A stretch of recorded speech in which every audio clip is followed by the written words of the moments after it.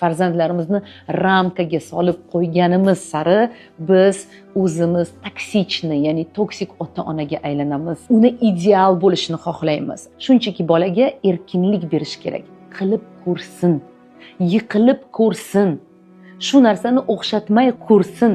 Qachonki unda nimadir o'xshamasa, chizgan suratiga agar siz aralashib, unga yaxshi bo'lsin deb unga yordam berib, o'sha suratini chiroyliroq chizib berishga qarashsangiz agar, siz unga zarar qilasiz. Siz unga yordam emas, zarar qilasiz. U o'rganib qoladi.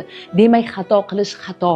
Xato qilish mumkin emas, xato qilish yomon degan tushunchaga keladi. Va bunday bolalar perfeksionist bo'ladi. Bunday bolalar a'lochi sindromiga chalinadi va bunday bolalar kelajakda ham nimaki qilsam agar xato bo'lmasin, hamma narsaga sizning ko'zingiz bilan qarashni boshlaydi. Farzandimiz uchun uning hayotini yashab bergimiz keladi. Farzandlarimiz